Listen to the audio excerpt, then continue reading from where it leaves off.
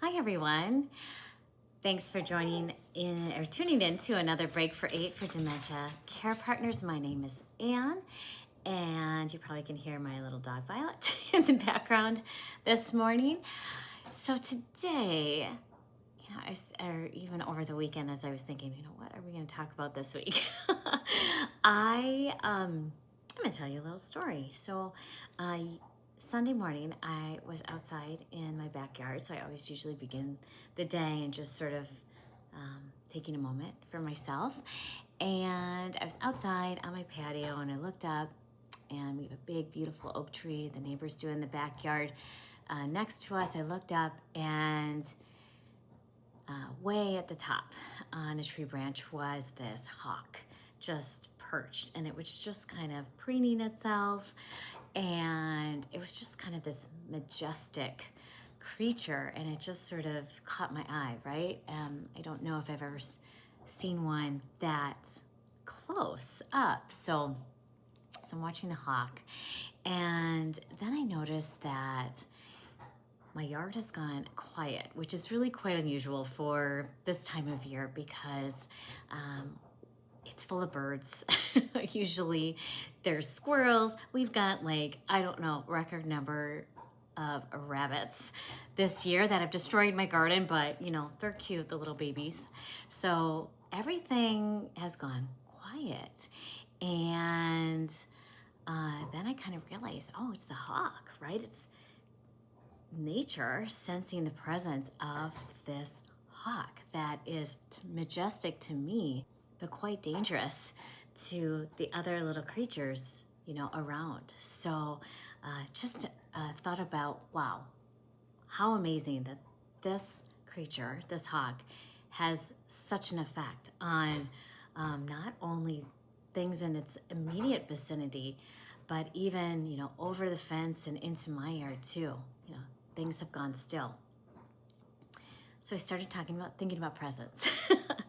And it's just another story about presents too. So you may have noticed I didn't post anything last week on Friday because I actually had the opportunity to go visit my daughter. She's young, she's 25, and she just got her first teaching job. She's an art teacher.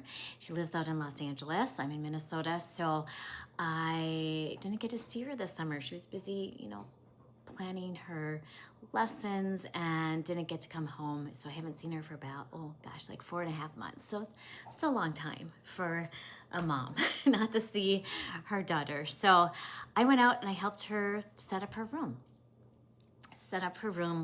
We spent Thursday and Friday just sorting through, as you can imagine. She's a grade school art teacher, so just the number of art supplies, it was staggering. So bins and boxes and closets and containers, you name it. We sorted through a lot of that, and we didn't do a lot of talking because we were busy. She was actually planning some lessons. She had some meetings, so she kind of gave me a little assignments to do, and I kind of cleaned and sorted and swept and dusted and all that stuff. But a lot of times we were just together in the room. She was working on her computer. I was doing my thing. So on the one hand, we have this hawk, this majestic, powerful presence. And on the other hand, I experienced this just beautiful, loving presence, just being in the midst of my daughter for several days. It was just such a treat. So as you may or may not know, one of the things that I talk about, I've written about, is just how powerful of a dementia tool our presence is.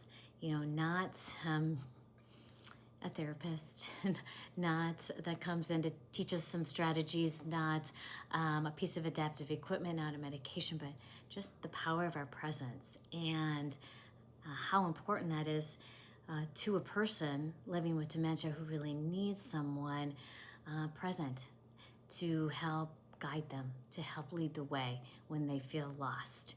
And how influential that presence can be for good or for bad, right? Sometimes if we know our presence is maybe triggering them, then we need to, the strategy may be to leave the room, right? To kind of remove our presence, remove that target.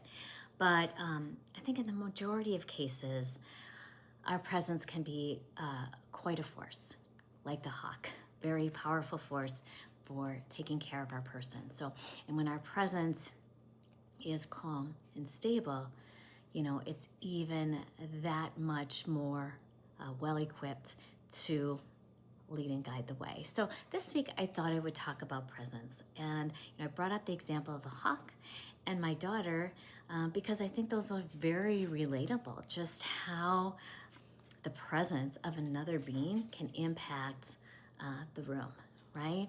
Have you ever kind of felt the energy of a person before they even entered the room? And sometimes you may feel this quite often with the person living with dementia that you're caring for, right? You can sense how their mood is by the way they move, their body language, the way they're breathing, before they even open their mouth. And I think a lot of times care partners, there's almost this sort of sense of becoming almost energetically fused together and kind of working and operating as a unit.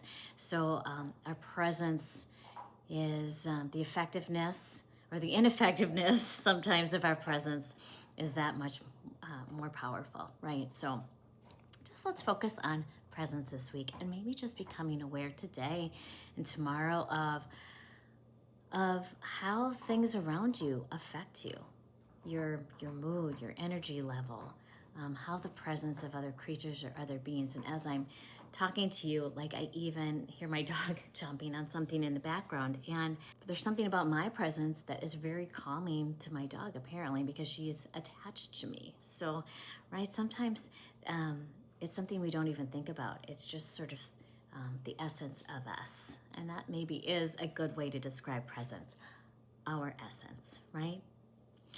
So that's what I want to talk about this week. We'll talk about presence. But now it's time to just kind of come to enjoy your own presence for a moment, right? So let's close your eyes, get comfy, put your feet up if you want to, or not. We'll begin to relax, to settle.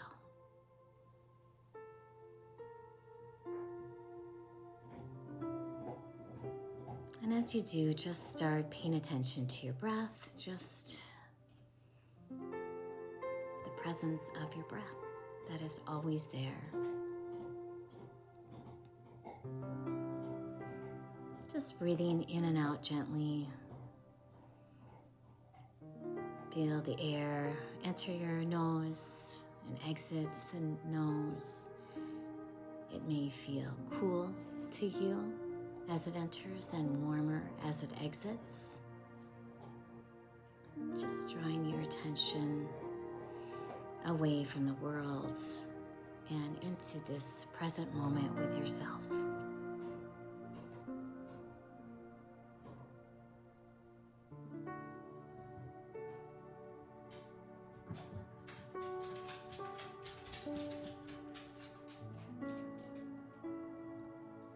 If anything distracting is happening around you, you may hear the clicking of my dog's feet on our wood floor.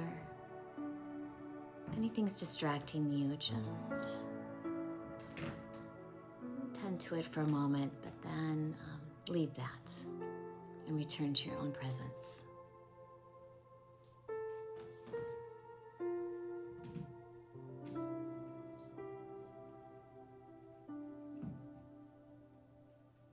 Our presence, our energy can impact others, our environments, our pets, our families.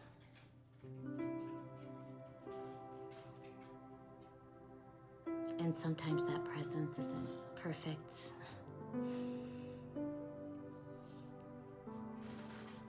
But when we take a moment to return to calm, to return to our center, we discover at our core, we are absolutely perfect, just the way we are.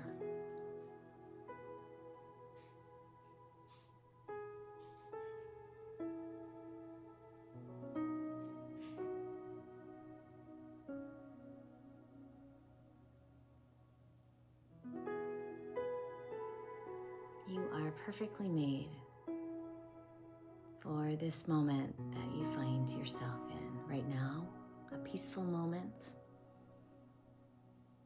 and others that may be a little more rocky.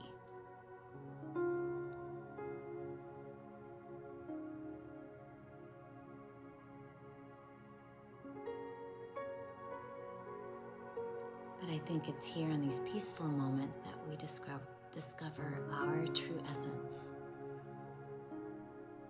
which is one that is calm and steady and certain and very, very capable.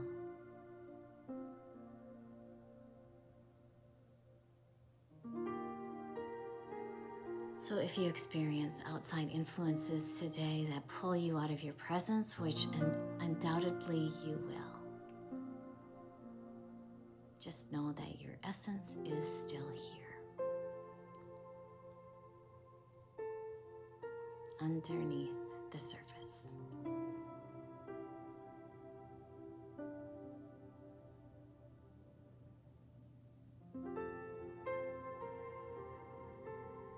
So let's just not overthink this too much.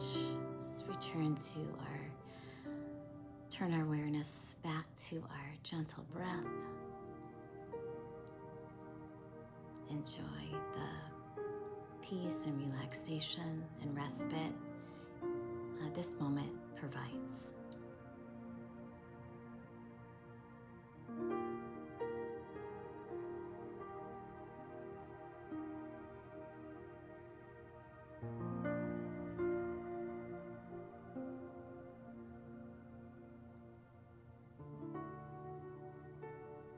And as we leave each other today, I'd just like to remind you that your presence is as majestic as the hawk and as loving as the parent-child relationship. You know, at your core, you are all of these beautiful things.